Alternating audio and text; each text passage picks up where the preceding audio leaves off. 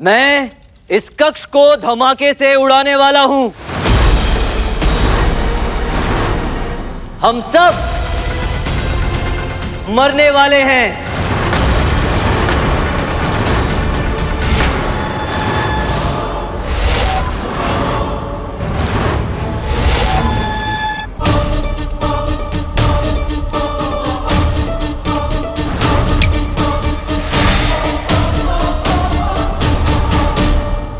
Drama में आपकी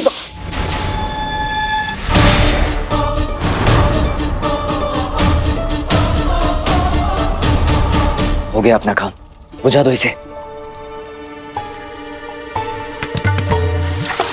इस कक्ष में केवल हम तीन नहीं हैं, कोई चौथा भी है, एक स्त्री। उन बक्सों के पीछे ये पकड़िए उसे।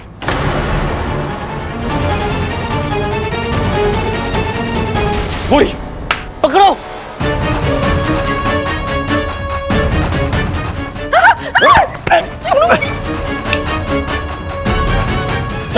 अरे जाने तो, मैंने कुछ नहीं किया। मुझे जाने तो, मैंने कुछ नहीं किया। रोक। छोड़िए मुझे। इतनी जल्दी नहीं, बस कुछ प्रश्नों के जवाब। कुछ प्रश्न पंडित रामा के और कुछ मेरे। वो भद्रपल्ली यहाँ किसी कन्या से मिलने आया था ना, यही है।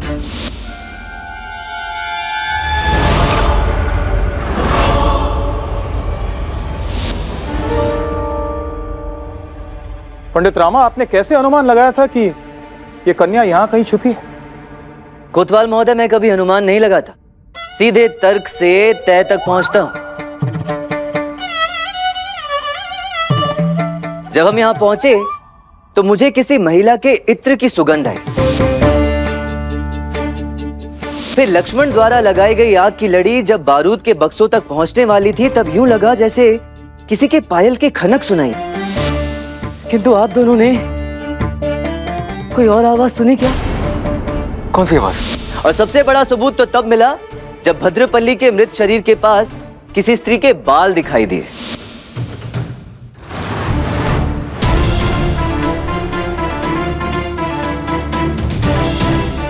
अब चूंकि ये छिपी बैठी थी तो इन्हें बाहर निकालने का एक ही रास्ता था, इनका भय। ओह, तो इन्हें भयभीत करने के लिए तुमने कहा कि धमाके से पूरे कक्ष को उड़ा दोगे। तीव्र बुद्धि रामा। पंडित रामा, आपने बहुत बड़ी पहेली सुलझाई है। यही वो हत्यारा है, प्रियतमा। चलिए इस कन्या को महाराज के पास लेकर जाते हैं। ये हत्यारा नहीं है कोतवाल महोदय। महाराज के पास इसे ले जाकर आप अपना समय व्यर्थ करेंगे। पंडित रामा, जहां शव है ये वहीं छुपी हुई थी, तो यही हत्यारन हुई ना। इनका कद देखिए, क्या इनका कद लंबा है? क्योंकि जिस किसी ने भी प्रियतमा लिखा है उसका कद मुझसे और लक्ष्मण से तो ऊंचा ही है।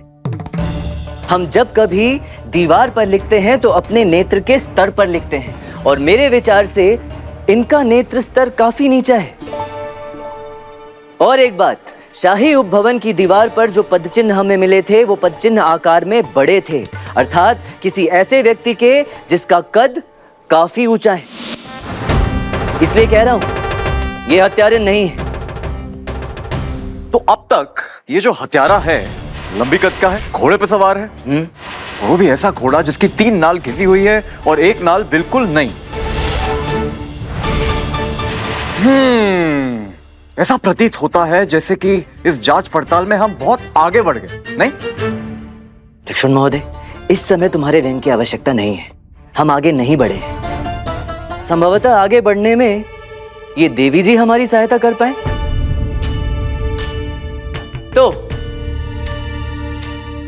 तो देवी जी, अभी अभी मैंने आपको हत्या के आरोप से बचाया है, तो बदले में आप सत्य तो बता ही सकती हैं मुझे। बताइए कौन है आप और यहाँ क्या कर रही हैं? मैं उर्वशी हूँ, नागौरा के दरबार में नर्तकी थी। भद्रपल्ली से वहीं मिली थी। भद्रपल्ली मुझे गुप्तचर बनने के लिए तैयार कर रहा था। फिर मैं विजयनगर चली आई क्योंकि महाराज देवेंद्र को विजयनगर और महाराज कृष्णदेव राय की सूचना रखनी थी। परंतु जब कुछ समय बाद शांति समझौते की बात होने लगी तो राजकुमार चंद्रभान भद्रपल्ली के साथ विजयनगर आ गए और कुछ समय बाद भद्रपल्ली मुझसे मिलने आया।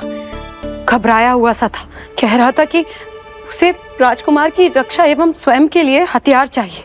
मेरे एक जानकार अवैध हथियारों का कारोबार करते हैं, तो महल के इसी किले में वो छुपा कर रखते हैं। तो मैंने भद्रपल्ली से कहा कि मिलने आ जाए, परंतु वो इतना डरा हुआ था कि वो डर के यहीं छुप गया। उसने कहा कि वो कुछ समय तक छुप कर रहना चाहता है। किंतु भद्रपल्ली डरा हुआ क्यों था? इस बात का आश्चर्य तो मुझे भी हो रहा है। मुझे भी समझ नहीं आया कि भद्रपल्ली जैसा डील डॉल वाला व्यक्ति कैसे घबरा सकता है। कहीं वो मदिराले वाले सोमप्पा की धमकी से तो नहीं डर गया? नहीं लक्ष्मण, बात वो नहीं है। आप अपनी बात पूरी करें। जी, फिर उस दिन मैं भद्रपल्ली को कक्ष में छोड़कर बाहर ताला लगाकर अपने घर की ओर लौट गई और जब कुछ समय तक भद्रपल्ली का कोई संदेश नहीं आया तो मुझे संदेह हुआ। तो मैं उससे मिलने यहाँ आई और देखा कि बाहर का ताला टूटा हुआ था।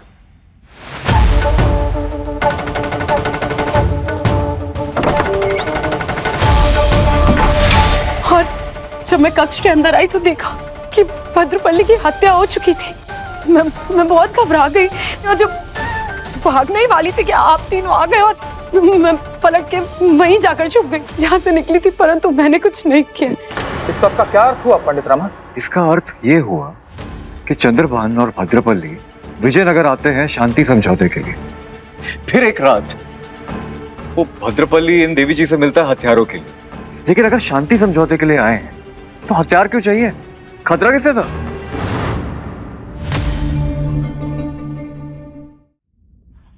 आपने अभी कहा कि जब आप यहाँ आई तो कक्ष के द्वार का ताला टूटा हुआ था।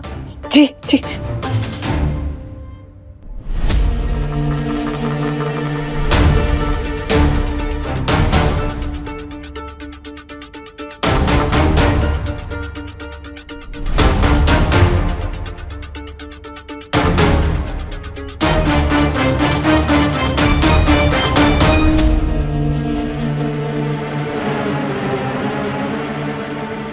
क्या सोच रहे हो रमा? कोई और सूत्र? संभवतः सूत्र से बड़ा। मुझे हत्यारे का व्यवसाय समझ में आ गया है लक्ष्मण। हत्यारा अपने दैनिक जीवन में ताले बनाने का कार्य करता है। तो अब हम ढूंढ रहे हैं एक ऐसे व्यक्ति को जो अपने दाहिने हाथ से ताले बनाता है, जिसके पास घोड़ा है। घोड़े की 3 नाल घिसी हुई है, 1 नाल बिल्कुल नहीं है। एक ऐसा हत्यारा जिसने अभी अभी दूसरी हत्या की है और दीवार पर लिख कर गया है प्रियतमा, जो एक बार फिर हम तीनों के हाथ से बचकर निकल गया। किंतु कब तक बचेगा?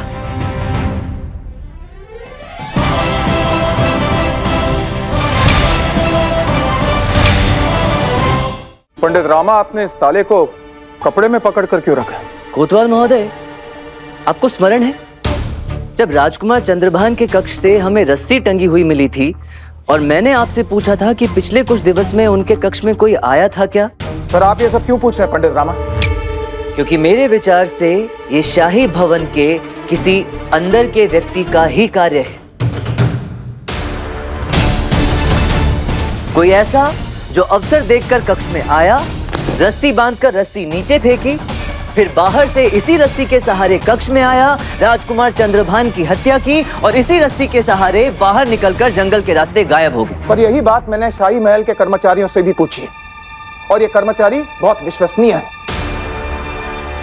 मैं कह रहा हूं आपसे पंडित रामा, ये बाहर वाले का काम है। कोतवाल महोदय, कोई बाहर वाला जो अंदर वाला बन गया? कि देखिए, कुछ अटपटा तो है।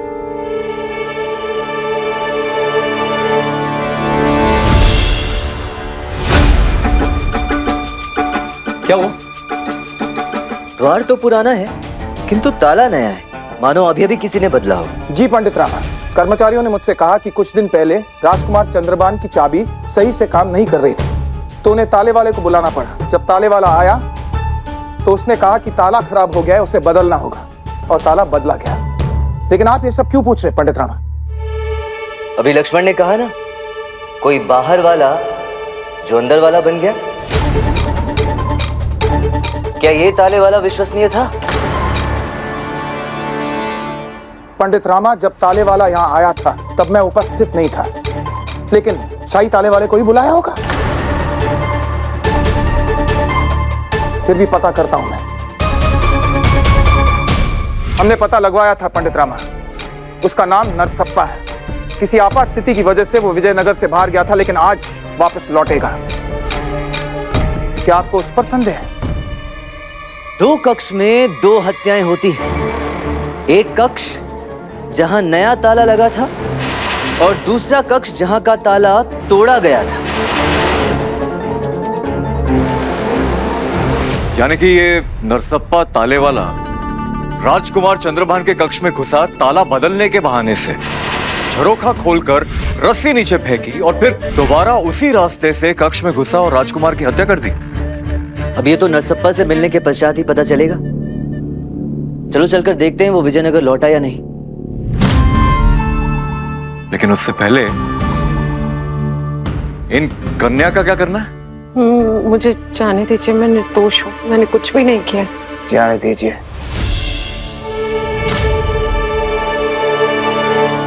देवी जी, आप इस हत्या में निर्दोष हैं, किंतु विजयनगर में गुप्तचर बनकर रहने का अपराध तो आपने किया ही है। साथ ही साथ आपका कोई जानकार इस प्रकार अवैध हथियारों का व्यापार भी करता है। क्षमा करें, किंतु बंदी तो आपको बनाना ही पड़ेगा। कोतवाल महोदय। पंडित रामा, मैं अब भी कह रहा हूं, यही वो हत्यारन है। वो जो अंगूठी है, लाइए, यहां दीजिए। कन्या, हाथ ऊपर। उंगली।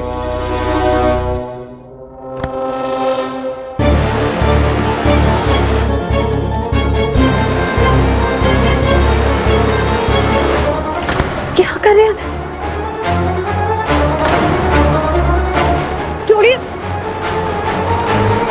अरे अरे अरे अरे अरे, कोतवाल महोदय, क्या कर रहे हैं आप? कन्या है, थोड़ा नरमी से।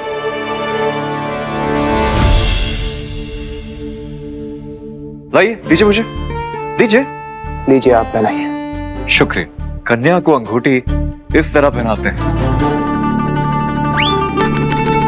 देवी जी, अगर आज्ञा हो तो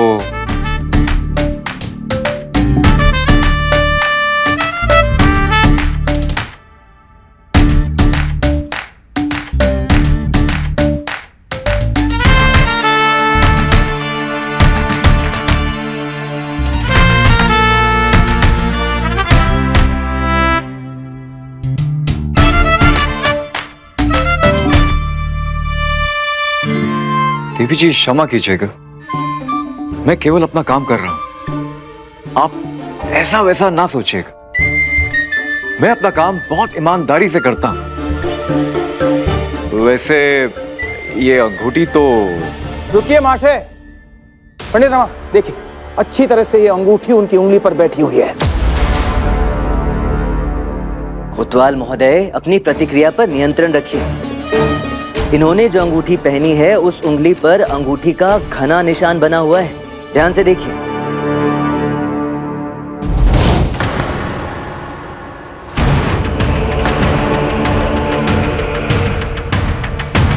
जिसका अर्थ यह है कि इन्होंने काफी समय से वो अंगूठी पहनी हुई थी, किंतु वो अंगूठी कोई और है ये नहीं। किसी भी अंगूठी के भीतर के हिस्से का रंग तब फीका पड़ता है जब स्त्री ने उस अंगूठी को लंबे समय तक ना पहना हो।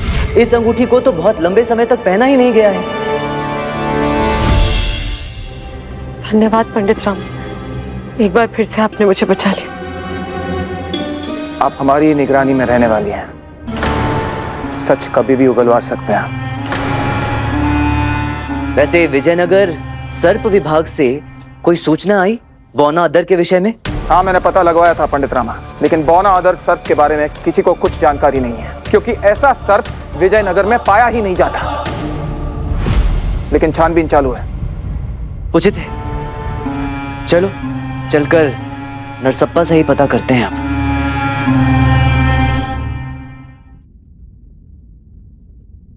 नरसप्पा महोदय, क्या कुछ दिनों पूर्व आप शाही उपभवन गए थे? राजकुमार चंद्रभान के कक्ष का ताला बदलने? जी नहीं, मैं तो पिछले 1 माह से अपने गांव में था। आज सवेरे ही लौटा हूँ। तो फिर आपके स्थान पर कौन गया था उस कक्ष का ताला बदलने? इस ताले को देखिए। छुइए मत। क्यों? ये गर्म है या गंदा है? दोनों ही नहीं है। मैं केवल आपसे ये जानना चाहता हूँ। हम केवल आपसे ये जानना चाहते हैं कि हम आपसे ये जानना चाहते हैं कि क्या इस प्रकार के ताले को बिना तोड़े खोलना संभव है? संभव है, लेकिन कठिन भी है। कोई हमारे जैसा कुशल ताले वाला ही इसे बिना तोड़े खोल सकता है। सही थे तो ताले वाला ही है।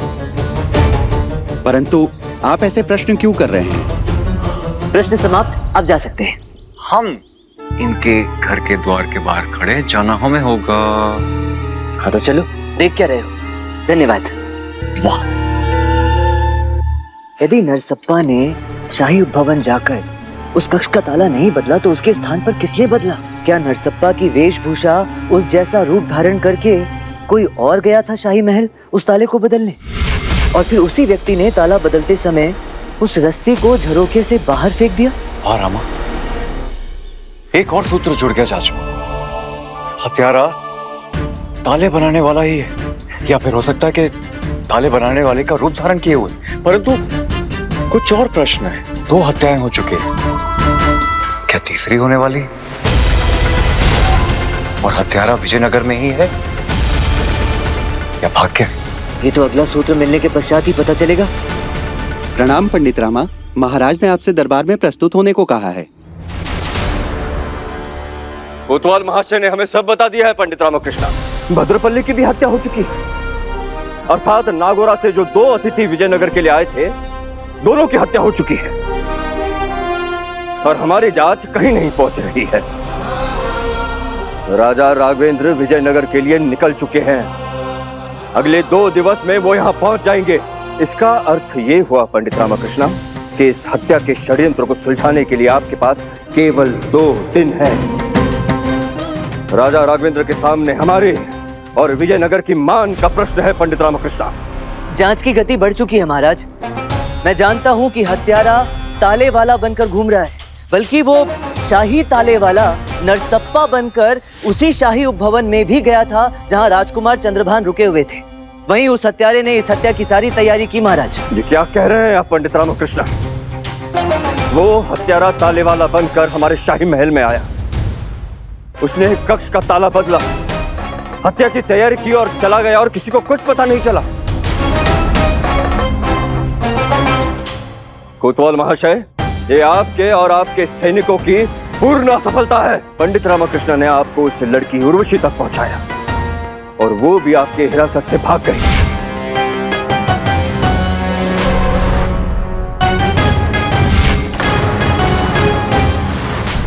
आप इतने लापरवाह कैसे हो सकते हैं? क्षमा कीजिए महाराज, मैं स्वीकार करता हूं कि आपकी क्षमता पर बहुत विश्वास था, इसलिए आपको मैसूर से यहाँ विजयनगर बुलाया गया था। परंतु अब आप जो भी करेंगे पंडित रामकृष्ण से सलाह करके ही करेंगे।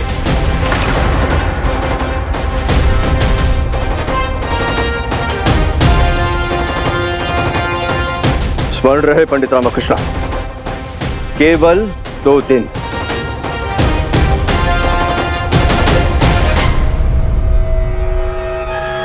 भाग करना, इस उर्वशी ने स्वयं को कड़ी मुसीबत में डाल दिया। जब निर्दोष थी तो हिरासत से भागी क्यों? रामा, कहीं उर्वशी ही प्रियतमा तो नहीं जिसे हम खोज रहे हैं? धैर्य लक्ष्मण, उर्वशी ही है जो हमें असली हत्यारे तक पहुंचाएगी। अब क्या करेंगे रामा? महाराज तो चिंतित भी है, क्रोधित भी। देखना होगा लक्ष्मण, हत्यारे के और पास जाकर। और कैसे जाएंगे हत्यारे के पास? ये ताला हमें लेकर जाएगा हत्यारे के पास। रामा, ये ताला कैसे लेके जाएगा हमें हत्यारे के पास? और तुमने इसे क्यों अब तक कपड़े में बांध कर रखा है? तुम भी वही प्रश्न पूछ रहे हो जो कोतवाल महोदय और नरसप्पा ने पूछा था। ये ताला ना तो गंदा है ना ही गर्म है, किंतु लक्ष्मण इस ताले पर हत्यारे के उंगलियों के निशान, और वो निशान वैसे ही रहे, इसलिए मैंने इसे कपड़े में बांध कर रखा है।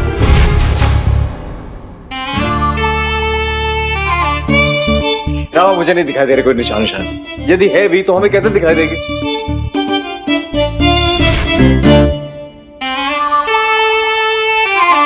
ऐसे। ये क्या है? उपनेत्र कहते हैं इसे, आवर्धक कांच। श्री आदि शंकराचार्य के समय से चला आ रहा है। लक्ष्मण, जो चीजें हम अपने नेत्रों से नहीं देख सकते, वो इस उपनेत्र के माध्यम से देख पाएंगे। आओ दिखाता हूं। ये देखो लक्ष्मण, आ गए हम हत्यारे के पास। अभी उसकी उंगलियों के निशान हमारे सामने हैं, बहुत जल्द स्वयं भी होगा।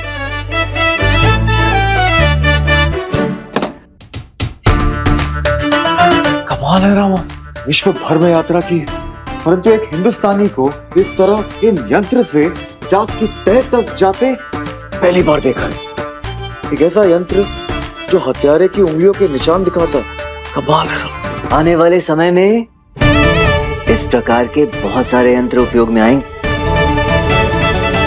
प्रियतमा हत्यारे,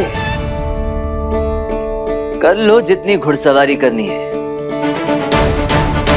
तुम्हें पकड़ने आ रही है रामा और लक्ष्मण की जोड़ी।